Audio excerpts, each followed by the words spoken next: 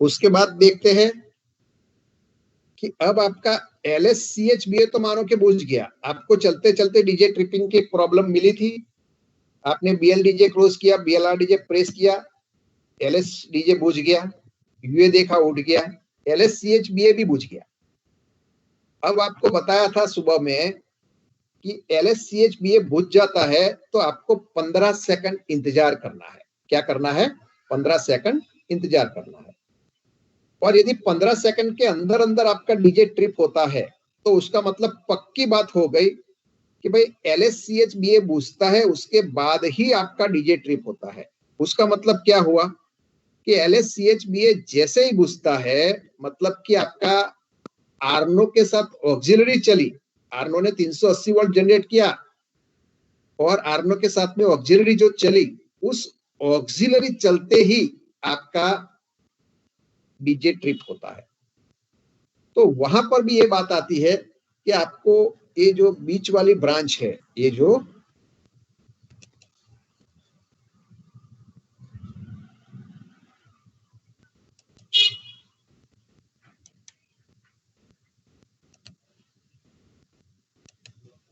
देखो यहां पर जब हम डीजे क्लोज करते हैं तो डीजे क्लोज करते ही हमारा Q44 एनर्जाइज हो जाता है। तो Q44 एनर्जाइज हो जाएगा तो Q44 का NC खुल जाएगा, Q44 का NC खुल जाएगा।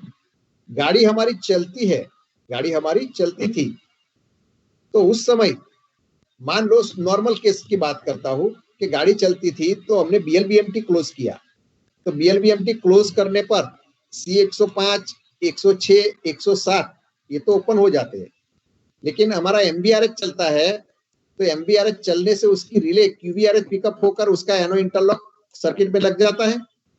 MVMT1, MVMT2 चलने से उसका एनो इंटरलॉक सर्किट में लग जाता है। फिर आर्नो के साथ 5 ऑक्सिलरी पहले चल गई थी तो उसमें से 3 ऑक्सिलरी का कांटेक्ट तो यहां लगकर रेडी थे, QVSL1, QVSL2 और QPH। और जब आर्नो ने 157 वोल्ट जनरेट करना शुरू किया तो QCVR आपकी एनर्जाइज हो गई थी, तो वहां एक QCVR का एनो भी लगकर रेडी रहता है। तो नॉर्मल केस में जब हमारी गाड़ी चलती है तो नॉर्मल केस में ये ब्रांच जो है वो अब ओपन हो जाती है, ये वाली ब्रांच जो है वो ओपन हो जाती है। और ये जो बीच वाली ब्रांच है, इस बीच वाली ब्रांच से हमारा Q118 जो है वो मेंटेन रहता है। बीच वाली ब्रांच से Q1 GR025 तक यहां से भी होगा, और 5 के बाद छठी नौच से हमारा C105, 106, 107 क्लोज है, तो इस ब्रांच से भी हमारा सर्किट जो है वो मेंटेन रहता है। किसका? Q118 का। तो Q118 का काम चेक, Q118 का ऑक्सिलरी का काम चेक करने वाली रिले का इंटरलॉक Q118 की ब्रांच पर लगाया है। मतलब कि यदि कोई भी ऑक्सिलरी काम नहीं करेगी तो उसकी रिले जो है वो पिकअप नहीं होगी, और रिले पिकअप नहीं होगी तो उसका एनो कांटेक्ट जो है वो Q118 की ब्रांच से खुल जाएगा। और Q118 डी एनर्जाइज तो आपका 44 डी एनर्जाइज, 44 से एम्प्टी डीजे डी एनर्जाइज और डीजे ट्रिप हो जाएगा। डीजे क्या हो जाएगा? आपका ट्रिप हो जाएगा। तो ये बीच वाली ब्रांच जो है वो काम चेक करने वाली रिले जो है उसकी ब्रांच है। और ये अंतिम ब्रांच है, तीसरी लाइन की ब्रांच, वो जो है आप देखते हो कि सभी में HVMT1 03, HVMT2 03, HVRH 03, HPH 03, HVSL1, HVSL2 03 और HQCVR केवल 0 पर। तो ये तीसरी ब्रांच जो है वो इसके लिए है कि भाई हम जब लोगों का चार्ज लेते हैं या हम नॉर्मल गाड़ी चलाते हैं तो हमारी ये सभी स्विच 1 नंबर पोजीशन पर रहती है, सभी स्विच जो है वो 1 नंबर पोजीशन पर रहती है।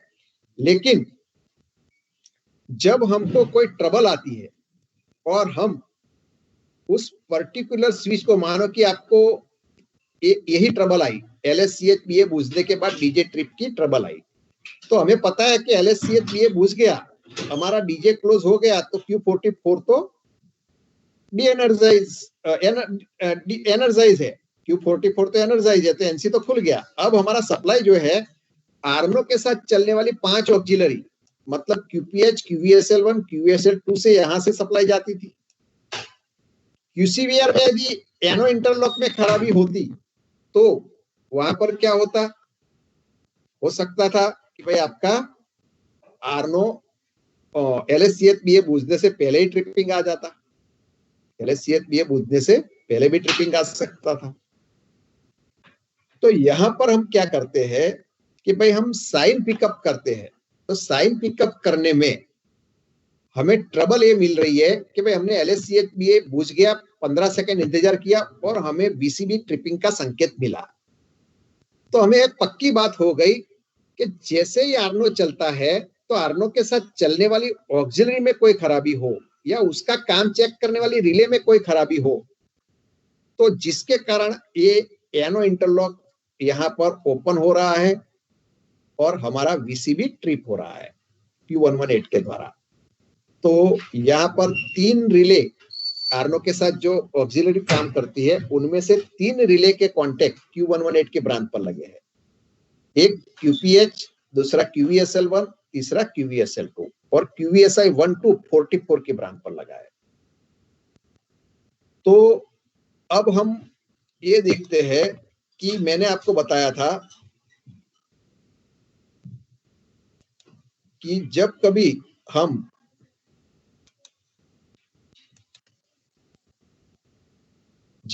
हम ट्रबल शूटिंग में देखेंगे कि कोई भी ट्रिपिंग आता है तो हम ऑक्सिलरी पे डाउट जाता है और उसका काम चेक करने वाली रिले के ऊपर डाउट जाता है। तो अब खराबी किसमें है वो हमें पकड़ना है। तो हम पहले क्या करते हैं कि रिले को बाईपास, जैसे हमने QCVR को अभी बाईपास की थी तो उस तरह से हम रिले को बाईपास करते हैं। तो यहां पर सर्किट में कौन कौन सी रिले है, QPH, QVSL1, QVSL2।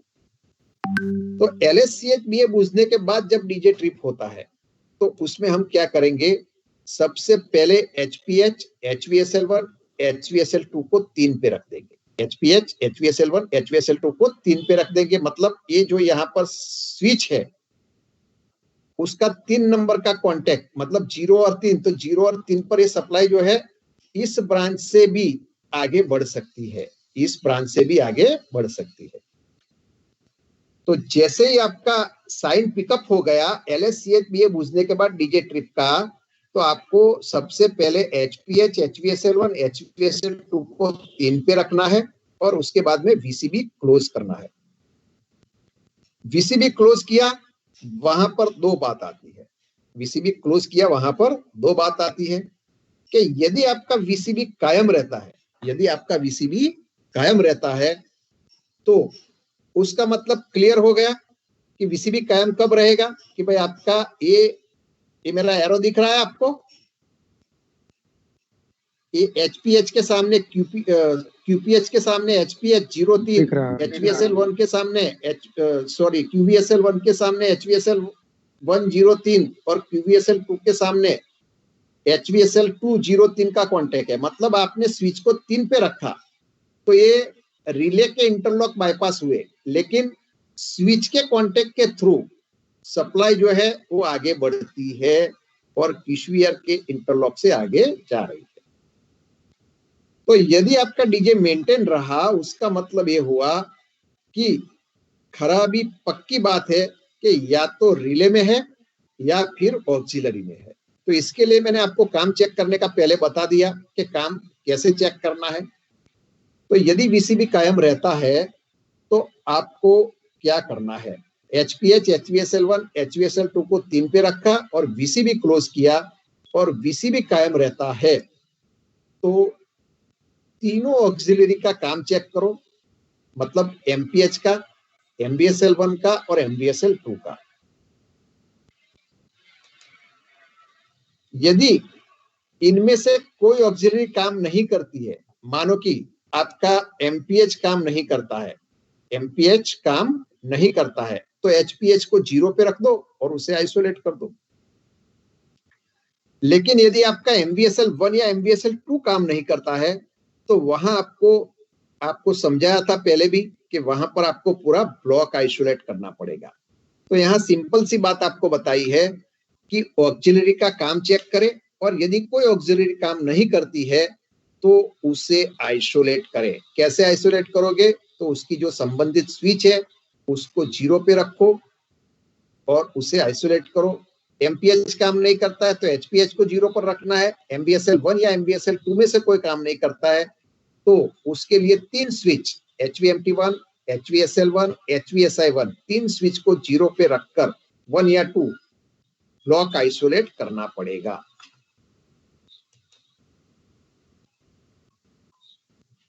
तो काम नहीं करती थी, काम चेक किया और काम नहीं करती थी तो हमने ऑक्सिलरी को आइसोलेट किया।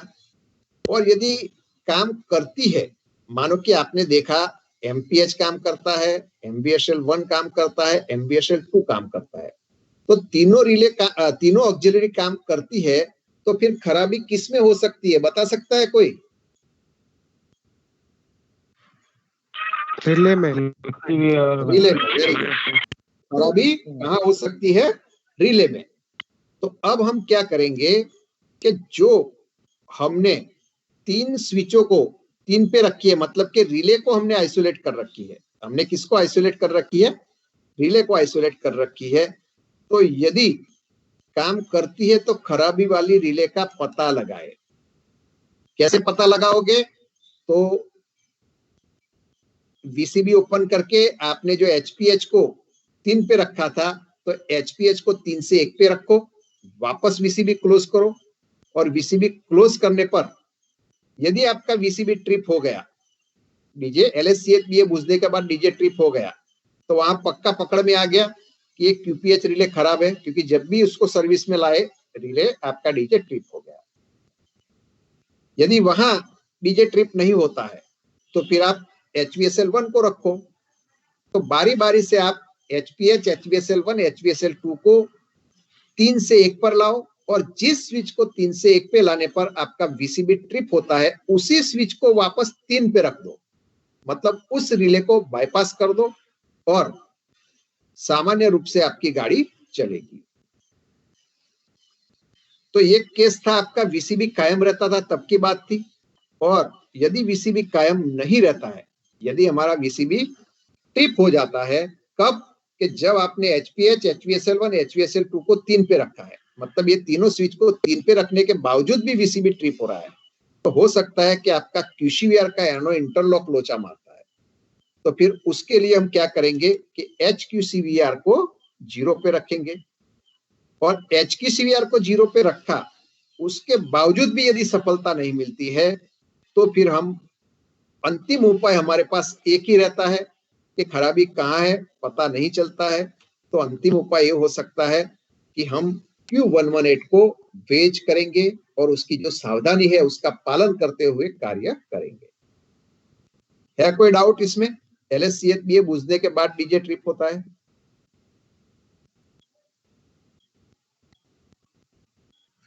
चलो ठीक है।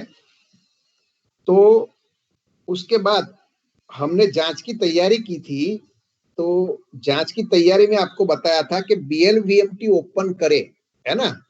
BLMP को 0 पर करे, LSGR का प्रकाशित होना देखे, फिर BLVMT ओपन करे, फिर MRRS प्रेशर चेक करे और फिर पेंटो का रेज होना चेक करे। तो BLVMT हमने ओपन कर रखी थी, इसीलिए ओपन कर रखी थी कि आगे हमें ट्रबल, यदि BLVMT क्लोज करने पर ट्रबल मिलती है तो वहां पकड़ में आ जाएगा कि BLVMT क्लोज करने पर ही डीजे ट्रिप होता है, तो हमें क्या करना है, हमें क्या करना है। तो भाई हम जांच की तैयारी कर ली, साइन पिकअप कर रहे थे, वहां पर हमें BLR डीजे प्रेस किया और BLR डीजे को प्रेस किया, LSCHBA बुझ गया, 15 सेकंड रुके और 15 सेकंड रुकने के बाद आपने देखा कि भाई आपका कोई ट्रिपिंग नहीं आता है। आप तो साइन पिकअप कर रहे हो, कोई ट्रिपिंग नहीं आता है, तो आपको क्या करना पड़ेगा? अब BLVMT को क्लोज करना पड़ेगा। BLVMT क्लोज करो और 30 सेकंड रुको। BLVMT क्लोज करने पर 30 सेकंड रुके और उस 30 सेकंड के अंदर अंदर यदि आपका वीसीबी ट्रिप हो गया तो बिल्कुल पक्का आपको एक साइन मिल गया कि भाई हम BLVMT क्लोज करते हैं और हमारा वीसीबी ट्रिप होता है। तो वहां पर भी आप देख सकते हो कि भाई हम BLVMT क्लोज करते हैं तो क्या होता है कि BLVMT क्लोज करने पर C107, 105, 106 क्लोज होते हैं। तो जैसे ये क्लोज हो गए तो NC खुल जाएंगे, है ना, NC खुल जाएंगे। तो होना क्या चाहिए कि भाई ब्लोअर चलेंगे, तो ब्लोअर चलेंगे तो MVRH, MVMT1, MVMT2 चलेगा। तो ये बीच वाली जो लाइन है वहां पर QVRH, QVMT1, QVMT2 का कॉन्टेक्ट लगकर हमारी सर्किट नॉर्मल रूप से Q118 को मेंटेन करनी चाहिए। लेकिन यदि मानो कि कोई ब्लोअर न चले या इसकी रिले पिकअप ना हो तो फिर यहां सर्किट में कट पैदा होगी। तो हमें यहां पर भी उसी तरीके से ढूंढना पड़ेगा, बिल्कुल LSCHBA बुझने के बाद डीजे ट्रिप होता था वही तरीके से हमें ढूंढना है कि भाई पहले रिले को आइसोलेट करना है, मतलब सभी स्विचों को 3 पे रखना है और उसके बाद VCB को क्लोज करना है। यदि VCB कायम रहता है तो फिर खराबी वाली ऑक्सिलरी का पता लगाना है, ऑक्सिलरी का काम चेक करके जो ऑक्सिलरी खराब है उसे आइसोलेट कर दो। और यदि कोई ऑक्सिलरी आपको खराब नहीं मिलती है, मतलब कि काम करती नहीं मिलती है, सभी ऑक्सिलरी काम करती है, तो वहां पक्की बात हो गई कि आपने 3 रिले को आइसोलेट कर रखी है। एक एक करके सर्विस में लाओ, 3 से 1 पे लाओ स्विच को एक एक करके। और जिस स्विच को 3 से 1 पे लाने पर यदि आपका VCB ट्रिप हो जाता है तो वहां पक्का आपको पकड़ में आ जाता है कि भाई इसी रिले में खराबी है, तो उस स्विच को वापस 3 पे रख दो, आपका काम हो गया। तो बिल्कुल सेम वैसा ही है कि भाई BLVMT क्लोज किया और VCB ट्रिप हुआ तो हम क्या करेंगे, VCB की ट्रिप हालत में HVRH, HVMT1 और HVMT2 को 3 नंबर की पोजीशन पर रख देंगे, फिर VCB को क्लोज करेंगे, VCB क्लोज करके BLVMT क्लोज करेंगे, VCB क्लोज करके BLVMT क्लोज करेंगे या BLVMT का क्लोज होना सुनिश्चित कर लेंगे। और अब देखेंगे कि भाई हमारा VCB कायम रहता है या नहीं रहता है। तो यदि VCB ट्रिप नहीं होता है, VCB ट्रिप नहीं होता है तो हम सभी ब्लोअरों का काम चेक करेंगे, मतलब MVRH का काम चेक करेंगे कॉरिडोर नंबर 2 से, MVMT1 का कॉरिडोर नंबर 1 कैप 1 के पीछे से, MVMT2 का कैप नंबर 2 के पीछे कॉरिडोर नंबर 1 तरफ काम चेक करेंगे। तो यदि तीनों ब्लोअर में से कोई ब्लोअर काम नहीं करता है ना, कोई ब्लोअर काम नहीं करता है तो संबंधित ब्लोअर को हम आइसोलेट करेंगे, संबंधित ब्लोअर को आइसोलेट करें। वहां पर भी बिल्कुल सेम है कि यदि MVRH काम नहीं करता है तो HVRH को 0 पे रखो। उसकी सावधानी है कि भाई आपको Q118 को भी वेज करना पड़ेगा, 450 एम्पियर से सेक्शन क्लियर करना है, आगे बताएंगे कैसे है। MVMT1 या MVMT2 में से कोई काम नहीं करता है तो आपको लाइन कॉन्टेक्टर कंट्रोल सर्किट में बताया था कि भाई MVMT काम नहीं करता, HVMT को 0 पे रखोगे तो लाइन कॉन्टेक्टर ओपन, तो आपको वहां पर ब्लॉक आइसोलेट करना पड़ेगा। तो वो हमारे समझ की बात हो गई। यहाँ लिखना है, केवल इतना लिख दोगे तो भी बहुत है कि सभी ब्लोअरों का काम चेक करें और यदि कोई ब्लोअर काम नहीं करता है तो उसे आइसोलेट करें। लेकिन आपने देखा कि तीनों ब्लोअर काम कर रहे हैं, तीनों ब्लोअर काम करते हैं, तो एक एक करके स्विचों को नॉर्मल करें, एक एक करके स्विचों को नॉर्मल करें। आप HVRH को 3 से 1 पे लाओ। यदि आपका VCB ट्रिप हो गया तो पक्की बात हो गई कि भाई QVRH में खराबी है। और यदि VCB ट्रिप नहीं हुआ तो HVMT1 को लाओ 3 से 1 पर। यदि VCB ट्रिप हो गया तो पक्की बात हो गई कि भाई आपका QVMT1 में खराबी है। तो एक एक करके स्विच को नॉर्मल करें और खराबी वाली रिले को आइसोलेट करने के लिए वापस उसी स्विच को 3 पे रख देना है। तो एक स्विच को नॉर्मल करके, एक एक करके स्विच को नॉर्मल करके खराबी वाली रिले का पता लगाए और पता लगा करके उसे आइसोलेट करें, पता लगाए और उसे आइसोलेट करें। लेकिन आपने HVRH, HVMT1, HVMT2 को 3 पे रखा, VCB क्लोज किया और VCB ट्रिप नहीं हुआ तो ये काम किया, लेकिन VCB ट्रिप हो गया, VCB ट्रिप हो गया, उसका मतलब सप्लाई जो है यहां से जाना चाहिए था, है ना। लेकिन कहीं ना कहीं और कोई खराबी हो सकती है, कोई स्विच के कांटेक्ट में भी खराबी हो सकती है। तो हमारा VCB यदि ट्रिप हो जाता है तीनों स्विच को 3 पे रखने के बावजूद भी, तो अंतिम उपाय हमारे पास केवल एक बचता है कि Q118 रिले को वेज करें, Q118 को वेज करें। बोलो बोलो। VCB ट्रिप होता है, पहली नॉच पर VCB ट्रिप होता है।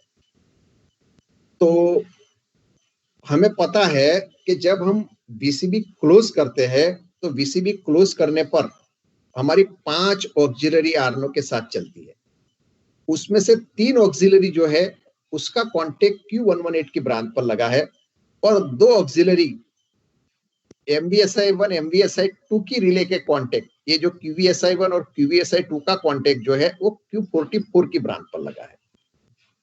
तो नॉर्मल केस में क्या होता है कि जब हम VCB क्लोज करते हैं, है ना, और BLRDJ को छोड़ देते हो, सप्लाई आ जाती है, तो एक तो Q30 एनर्जाइज हो जाती है, नॉर्मल केस की बात करता हूं कि Q30 एनर्जाइज हो जाती है, तो Q30 के एनो इंटरलॉक से, और GR हमारा 0 पर है तो GR 0 के एनो इंटरलॉक से, और आर्नो के साथ जब पांचों ऑक्सिलरी बराबर चल रही है तो MVSI12 भी बराबर चलती है, तो QVSI1 QVSI2 का एनो भी लगता है और Q44 को सामान्य सप्लाई जो है वो मिलती रहती है, 44 एनर्जाइज रहती है। लेकिन मान लो आप में से कोई मुझे बताना कि आपका GR 0 पर है, GR 0 पर है, मतलब MP0 GR 0 पर है, और उस समय आपका MVSI1 खराब है, MVSI1 खराब है, तो आपको ट्रिपिंग मिलेगा या नहीं मिलेगा?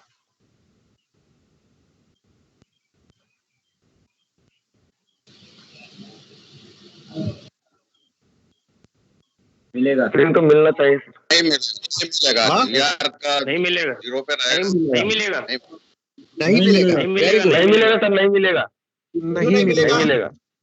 क्यों नहीं मिलेगा? क्योंकि GR 0 के इंटरलॉक पे हो रहा है ना पूरा, 0 से बाईपास हो रहा है। बहुत बढ़िया, बहुत बढ़िया, बिल्कुल आप लोग सर्किट भी समझ रहे हो, बहुत ही अच्छा लगा, सर्किट भी आप समझ रहे हो। तो आपको पता है कि भाई यदि आपका MVSL1 MVSL2 में से कोई न चले या उसकी रिले कोई पिकअप न हो, लेकिन आपका MP जब तक 0 पर है, GR जब तक 0 पर है, तब तक GR 0 के कांटेक्ट से Q44 मेंटेन रहेगी और डीजे का ट्रिपिंग नहीं मिलेगा। तो डीजे का ट्रिपिंग कब मिलेगा? एक नोच लेने जैसे ही आप MP को N पर से प्लस पर ले गए पहली बार, है ना, तो जैसे ही आप पहली नॉच लोगे तो फर्स्ट नॉच पर ये GR 0 का कांटेक्ट खुल जाएगा।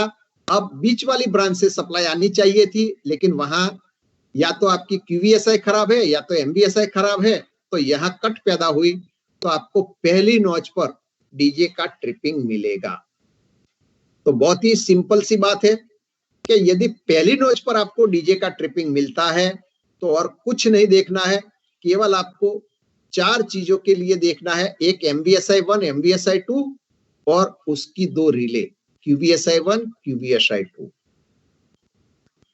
तो जैसे हमने दूसरी सब TSD में किया वैसे ही बिल्कुल सामान्य बात है कि HVSI1 HVSI2 एक पर होना चेक कर लो, और यदि एक पर है, यदि एक पर है तो उसे 3 पे रख दो। HVSI1 HVSI2 को क्या करना है, एक पर है तो उसे 3 पे रख देना है, और उसके बाद में आपको VCB क्लोज करना है, उसके बाद में VCB को क्लोज करना है। अब VCB क्लोज किया, उसके बाद आपको सिंपल सा वही फॉर्मूला है कि भाई दोनों MVSI का जाकर काम चेक करना है कॉरिडोर नंबर 1 में। मैंने जैसे बताया था अभी कि जो चेकर प्लेट नीचे है कॉरिडोर की और RSI ब्लॉक के बीच में गैप है, दोनों आरएसआई ब्लॉक के नीचे जाकर आप हाथ रखो, जिसमें हवा नहीं आती है वो काम नहीं करता है एमबीएसआई।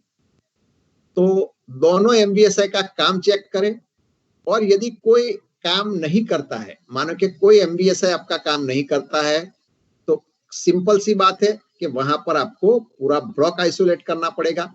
तो संबंधित आरएसआई ब्लॉक को आइसोलेट करें। क्लियर इतनी बात? सिंपल वैसा ही तरीका है। पहली नॉच ली, 15 सेकंड रुके, और 15 सेकंड के अंदर अंदर आपका डीजे ट्रिप हो गया, तो confirm first not DJ tripping आपको मिला है। तो आपको सीधे जाकर के HVSI1 HVSI2 को देखना है, एक पर होनी चाहिए। एक पर है तो उसे 3 पे रख देनी है, और 3 पे रखने के बाद वापस VCB क्लोज करना है, और VCB क्लोज करके दोनों MBSI का काम चेक करना है। और यदि कोई MBSI काम नहीं करता है तो संबंधित RSI ब्लॉक को आइसोलेट करना है। मतलब MBSI1 काम नहीं करता है तो 3 स्विच को 0 पे रखकर RSI1 ब्लॉक आइसोलेट कर लो। 2 काम नहीं करता है तो 3 स्विच को 0 पे रखकर RSI2 ब्लॉक को आइसोलेट कर दो। लेकिन आपने MBSI1 चेक किया, MBSI2 का काम चेक किया, तो दोनों MBSI तो काम कर रहा है, दोनों MBSI काम करता है। तो अब आपको क्या करना है? तो आपने 3 पर तो रख दिया है, अब 3 से रिले आइसोलेट हुई है, 3 से क्या हुआ है? रिले। लेकिन GR आपका 0 पर है तो VCB ट्रिप नहीं होगा। तो एक कौन सी रिले में खराबी है, ये कौन सी रिले में खराबी है वो पता लगाना है। कौन सी रिले में खराबी है वो पता लगाना है। तो आपको क्या करना पड़ेगा कि आपको सबसे पहले VCB ओपन करना पड़ेगा, क्योंकि आपको पता है कि भाई आर्नो के साथ चलने वाली सभी ऑक्सिलरी के लिए ऑक्सिलरी को VCB ओपन करना है। तो आप VCB ओपन करो और पहले HVSI1 को 3 से 1 पे रखो। HVSI1 को 3 और VCB क्लोज करके MP से एक नॉच लो, MP से एक नॉच लो। यदि आपका QVSI1 खराब होगा, QVSI1 खराब होगा, अभी वो सर्विस, तो डीजे ट्रिप हो जाएगा। अब डीजे ट्रिप हो गया तो जाकर के आप HVSI1 को वापस 3 पे रख दो, और वो 3 पे है उसे 1 पे कर दो, आपका काम हो गया। तो इस तरह से आपको खराबी वाली रिले का पता लगाना है, और खराबी वाली रिले का पता लगाकर मतलब स्विच को वापस 3 पे रखकर उस रिले को आइसोलेट कर देना है। लेकिन मान लो कि आपने HVSI1 HVSI2 को 3 पे रखा, HVSI1 HVSI2 को 3 पे रखा, तो यहां पर 3 पे रख दिया है ना। ये ब्रांच आप देखो, HVSI1 HVSI2 को 3 पे रख दिया है, उसके बाद आप VCB क्लोज करते हो तो भी आपका VCB मेंटेन नहीं रहता है, मतलब VCB ट्रिप हो जाता है। तो वहां पर खराबी किस में हो सकती है, कोई बता सकता है? GR में। हाँ, GR का एक कॉन्टेक्ट में, GR का जो कॉन्टेक्ट है कि आपका 0 एंड फुल नॉच का है ना। तो हमारा GR जो है वो GR जो है वो हमारा 0.4 सेकंड के अंदर, 0.4 सेकंड के अंदर एक चक्कर घूम जाना चाहिए। शायद GR का घूमने का समय ज्यादा लेता हो, तो उस केस में भी आपका VCB जो है इंटरलॉक काम नहीं करेगा, तो उस केस में भी आपका VCB ट्रिप हो सकता है। तो फिर दोनों स्विचों को 3 पे रखने के बावजूद भी यदि हमारा VCB ट्रिप होता है तो उसका मतलब ये हो गया कि GR शायद आपका घूमने में ज्यादा समय लेता है। तो वहां पर हमारे पास केवल और केवल एक उपाय रहता है कि उसको तो हमें 0.4 सेकंड में घुमा देना है, या 0.6 सेकंड के अंदर अंदर घुमा देना है, क्योंकि Q44 0.6 सेकंड के लिए टेम्पोराइज है। तो हम क्या करेंगे, हम GR का मैन्युअल करके सेक्शन क्लियर करेंगे, GR का मैन्युअल करके सेक्शन क्लियर करेंगे। बोलो, कोई डाउट?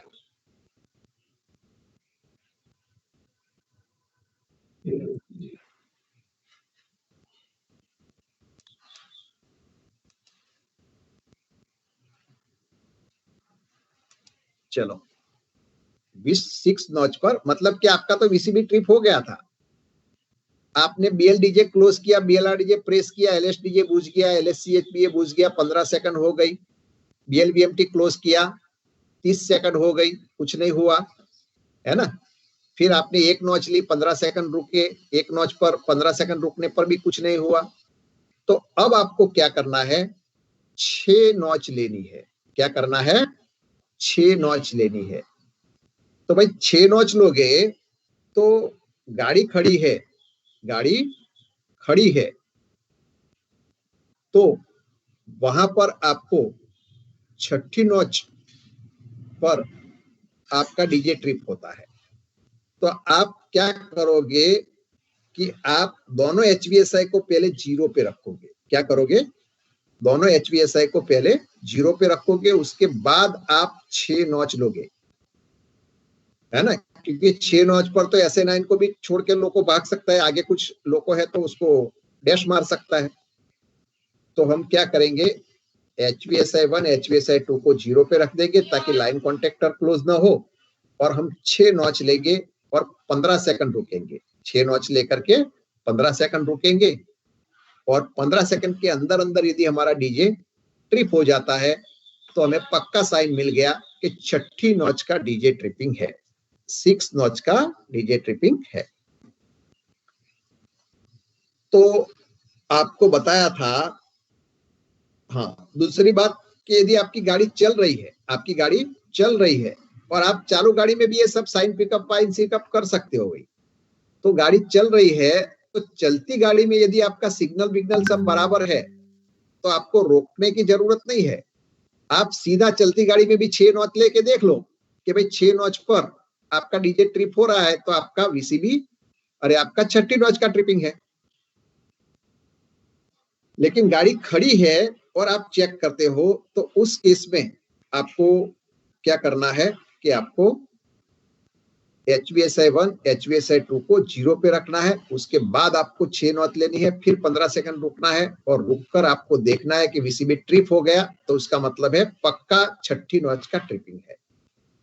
तो 6ठी नॉच का ट्रिपिंग कहां से आता है, तो Q118 की ब्रांच पर आप देखते थे कि GR025 का कॉन्टेक्ट था, GR025 का कॉन्टेक्ट था, और उसके सामने C105, C106 और C107 का एनो कॉन्टेक्ट है। C105, C106 और C107 का एनो कॉन्टेक्ट है। तो जब हम BLVMT क्लोज करते हैं, तो BLVMT क्लोज करने पर हमारे C105, 6 और 7 क्लोज हो जाते हैं। लेकिन यदि BLVMT क्लोज करने पर ट्रिपिंग होता तो आपको पहले मिल जाता ट्रिपिंग। लेकिन यहां पर ट्रिपिंग कब मिलता है, 6 नॉच पर ट्रिपिंग मिलता है। तो उसका मतलब पक्का ये हो गया कि आपको 5 नॉच तक तो यहां से सप्लाई जा रही थी, लेकिन जैसे ही आप 6 नॉच लेते हो तो GR025 का कॉन्टेक्ट तो खुल जाता है।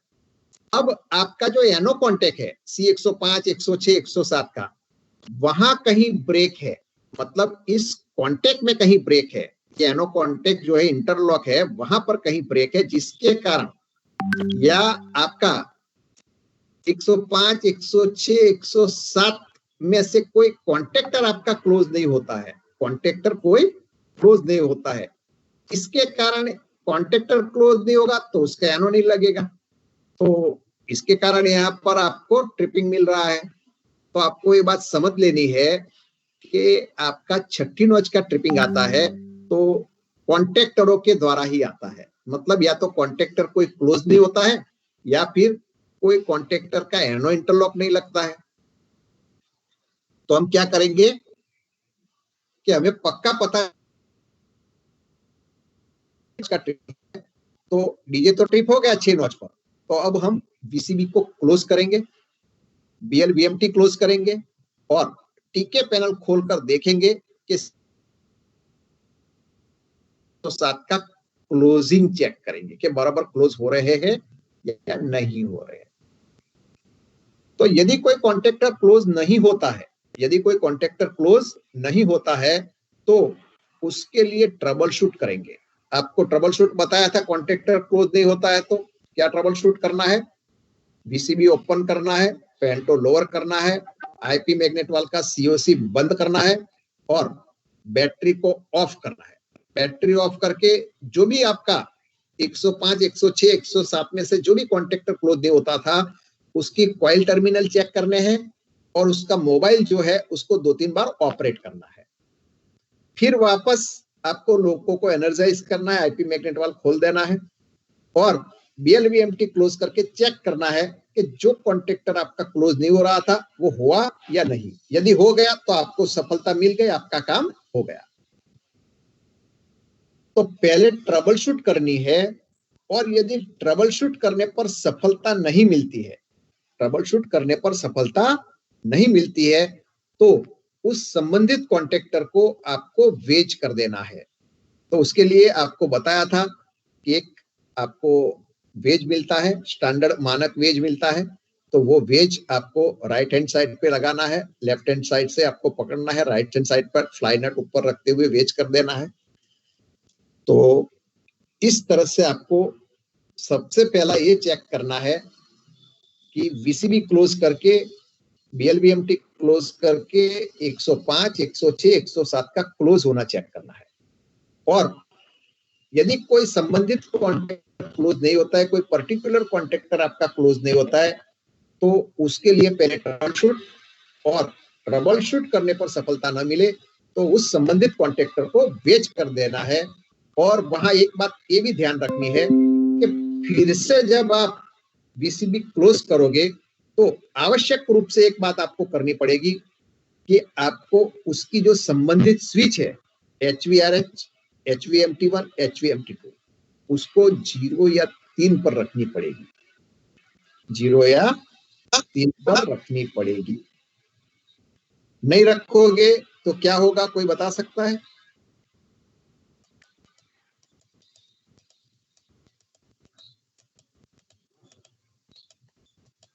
डीजे ट्रिप हो जाएगा सब, हो जाएगा डीजे ये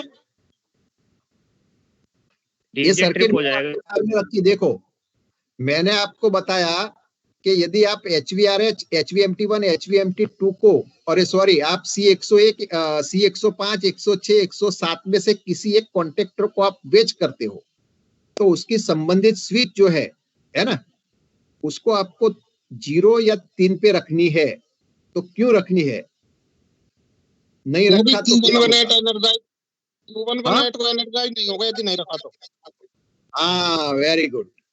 यदि नहीं रखा तो क्या होगा? क्या आपने तो कॉन्ट्रैक्टर, मान लो कि आपको 105 में खराबी मिली, ट्रबल शूट की सफलता नहीं मिली, तो आपने 105 को क्या कर दिया? वेज कर दिया। तो वेज करने पर एनओ तो यहां लग जाएगा, एनओ तो यहां लग जाएगा, लेकिन एनसी यहां से खुल जाएगा, ऊपर ऊपर जो एनसी है वो खुल जाएगा। अब आप जब डीजे क्लोज करोगे तो डीजे क्लोज करने के लिए सबसे पहली तो आपकी Q11 एनर्जाइज होनी चाहिए। तो Q11 की सर्किट में तो यहाँ 105 के द्वारा ब्रेक पैदा हो गई। तो उस ब्रेक को फुलफिल करने के लिए आपके पास दूसरा रास्ता है। कौन सा रास्ता है? कि ये स्विच का कॉन्टेक्ट है। तो HVMT स्विच जो है HVMT1, उसको आप चाहे तो 3 पे रखो, चाहे तो 1 पे रखो। तो आप 0 या 3 पे रखकर इस रास्ते से आप सर्किट का पाथ पूरा करोगे, इस रास्ते से सर्किट का पाथ पूरा करोगे तो आपका वीसीबी क्लोज होगा, वरना आपका वीसीबी ही क्लोज नहीं होगा, वरना आपका वीसीबी ही क्लोज नहीं होगा। तो ये आवश्यक बात है, आपको याद रखनी है कि जब कभी आप किसी कॉन्टेक्टर को वेज करते हो तो वापस डीजे क्लोज करते हो, उस समय आपको क्या करना पड़ेगा? तो आपको उसकी संबंधित स्विच जो है उसे आपको 0 या 3 पर रखना पड़ेगा। यदि नहीं रखा तो वीसीबी क्लोज नहीं होगा। तो यदि कोई कॉन्टेक्टर क्लोज नहीं होता है तो उसकी ट्रबल शूट करे, और आवश्यकता है तो उसे वेज करे। और वेज करने के बाद मैंने आपको बताया कि वेज करने के बाद वीसीबी क्लोज करना है तो संबंधित स्विच को 0 या 3 पे रखना है। दूसरी बात यह आती है कि आपको चेक कर लेना है कि सॉरी, आपने देखा कि कोई एक कॉन्टेक्टर क्लोज नहीं होता था, तो आपने क्या किया कि उसके लिए ट्रबल शूट की और ट्रबल शूट में सफलता नहीं मिली तो वेच कर दिया। लेकिन आप टीके पैनल खोल के देखते हो तो आपको तीनों के तीन कॉन्टेक्टर ओपन मिलते हैं, मतलब तीनों कॉन्टेक्टर क्लोज नहीं हो रहे। 105 भी नहीं है, 106 भी नहीं, 107 भी क्लोज नहीं हो रहा। तो हमें पता है कि भाई ये कॉन्टेक्टर कंट्रोल सर्किट है, उसको सप्लाई कहां से जाती थी? Q100 और CCA फ्यूज से। मतलब Q100 एनर्जाइज होती थी तो एनो लगता था और CCA फ्यूज बराबर होता था तो ही सप्लाई जाती थी। तो यदि आप देखते हो कि तीनों में से कोई भी कॉन्टेक्टर क्लोज नहीं है, तो वहां पक्का आपको पता चल जाता है कि तीनों में से कोई भी क्लोज नहीं है। तो आपका हो सकता है कि CCA फ्यूज मेल्ट है, तो CCA फ्यूज मेल्ट है तो उसे बदल दो। यदि दोबारा मेल्ट होता है तो होबा को ऑफ पे रखकर फ्यूज बदली करो। और CCA बराबर है तो Q100 को चेक करो। Q100 यदि एनर्जाइज नहीं हो रही है तो Q100 को वेच कर दो, Q100 को वेच कर दो। यदि तीनों कॉन्टेक्टर आपके ओपन है तब की बात है। अब तीसरा केस है इसमें कि तीनों कॉन्टेक्टर क्लोज है, मतलब कि आपने टीके पैनल खोल के देखा तो आपने देखा कि 105 तो क्लोज है, 106 भी क्लोज है, 107 भी क्लोज है। तो भाई तीनों क्लोज है तो छठी नॉच का ट्रिपिंग नहीं आना चाहिए था, लेकिन छठी नॉच का ट्रिपिंग आ रहा है। तो हो सकता है कि आपका कॉन्टेक्टर क्लोज होने के बावजूद भी उसका एनो इंटरलॉक में कोई खराबी हो, तो हमें तो पता नहीं चलेगा कि भाई MBMT1 का और C105 का एनो खराब है या C106 का एनो खराब है। कौन सा एनो खराब है हमें क्या मालूम। तो हम क्या करेंगे कि HVMT1 और HVMT2 को 3 पे रख देंगे। HVMT1 और HVM, पहले इस दो के लिए हम ट्राई करेंगे कि भाई HVMT1 HVMT2 को 3 पे रख दो।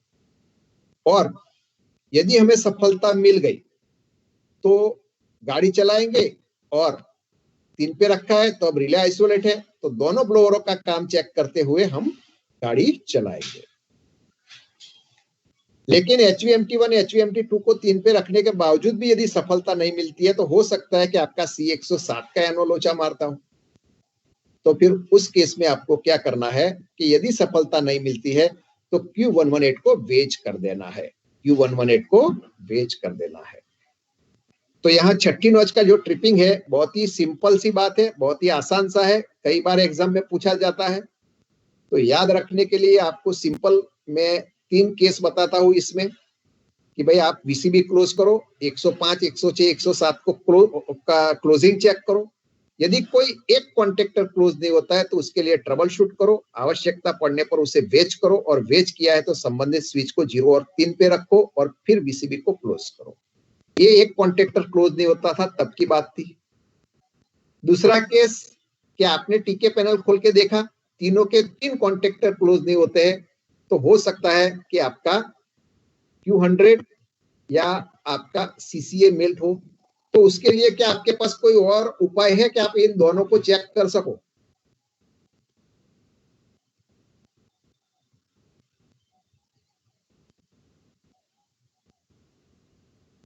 हाँ भाई, अपना BLCP डालेंगे तो सर कंप्रेसर तो लेगा ना? हाँ वेरी गुड, बहुत बढ़िया कि भाई आप BLCP क्लोज करके देख लो। तो आपके यदि कंप्रेसर भी नहीं चलते, आपके यदि कंप्रेसर भी नहीं चलते तो पक्का हो गया कि भाई आपका CCA फ्यूज या फिर Q100 एनर्जाइज नहीं है। तो फिर इस केस में आपको क्या करना पड़ेगा कि आप CCA को एक बार बदल के देखो, यदि मेल्ट है तो। यदि फिर से मेल्ट होता है तो होबा को ऑफ पे रखो और फिर से प्रयत्न करें। और CCA बराबर है तो Q100 चेक करो, और Q100 एनर्जाइज नहीं है तो उसे वेच कर दो। और वेच करने पर भी सावधानी है, हम आगे इसकी बात करेंगे कि Q100 वेच करने पर क्या सावधानी रखनी है। और तीसरा केस ये है कि आपने देखा कि भाई 105, 106, 107 तीनों के 3 कॉन्टेक्टर क्लोज है, तो तीनों क्लोज है तो हो सकता है कि किसी ना किसी कॉन्टेक्टर का एनो इंटरलॉक जो GR025 के पैरेलल में लगा है वो लोचा मार रहा है। तो हमें तो पता नहीं चलेगा कौन सा एनो लोचा मारता है। तो हम क्या करेंगे कि भाई हम HVMT1 HVMT2 को 3 पे रख देंगे और यदि सफलता मिल गई तो हम दोनों ब्लोअरों का काम चेक करते हुए गाड़ी चलाएंगे। लेकिन HVMT1 HVMT2 को 3 पे रखने के बावजूद भी सफलता नहीं मिलती है तो फिर अंतिम उपाय हमारे पास ये बचेगा कि हम Q118 को वेज कर देंगे और उसकी सावधानी रखते हुए कार्य करेंगे। डीजे फेलियर की अंतिम TSD है भिन्न भिन्न नॉच पर VCB ट्रिप होना। तो आप गाड़ी चला रहे हो, कभी मानो कि आपको 18 नॉच पर ट्रिपिंग मिला, फिर आपने सब कुछ चेक किया और फिर आपने VCB क्लोज किया, कभी 12 नॉच पर ट्रिपिंग मिला। तो भाई हमें ट्रिपिंग मिलता कहां से है? हमें ट्रिपिंग मिलता कहां से है? एक Q118 की ब्रांच से मिलता है, दूसरा 44 की ब्रांच से मिलता है और तीसरा MTDJ की ब्रांच से मिलता है। तो Q118 की ब्रांच पर हो सकता है कि कभी कभी जो रिले के इंटरलॉक है वो कभी क्या है कि भाई फ्लो की वजह से एक बार लग तो जाते हैं लेकिन उसकी कोई खराबी के कारण वो ओपन हो जाए, तो उसमें तो हम कुछ कर नहीं सकते। तो कोई भी नॉच पर उसका कॉन्टेक्ट ओपन हो जाए तो हमें ट्रिपिंग मिल सकता है। तो भिन्न भिन्न नॉच पर ट्रिपिंग मिलता है तो सबसे पहला काम हम ये करेंगे कि Q118 को वेज कर देंगे। Q118 को वेज कर देंगे। Q118 को वेज करने पर यदि सफलता मिल गई तो अच्छी बात है, लेकिन मानो कि नहीं मिली तो फिर हो सकता है कि आपका QVSI1 QVSI2 के जो इंटरलॉक है रिले के वहां पर कोई खराबी हो या रिले में कोई खराबी हो। तो फिर हम क्या कर सकते हैं कि भाई HVSI1 HVSI2 को 3 पे रखें और गाड़ी चलाने का प्रयत्न करें। यदि हमें सफलता मिल गई तो दोनों रिले की स्विच को 3 पे रखते हुए हम कार्य करेंगे। लेकिन मानो कि ये 2 के बावजूद भी सफलता नहीं मिलती है तो फिर वही बात कि हो सकता है कि GR का ड्रम जो है वो ज्यादा समय लेता है घूमने में। तो फिर हमारे पास एक उपाय रहता है, अंतिम उपाय, कि GR का मैनुअल करो और सेक्शन क्लियर करो। क्लियर? तो यहाँ पर पूरा डीजे फेलियर आपका पूरा हो जाता है। डीजे फेलियर, कल ऑक्सिलरी फेलियर पड़ेगी।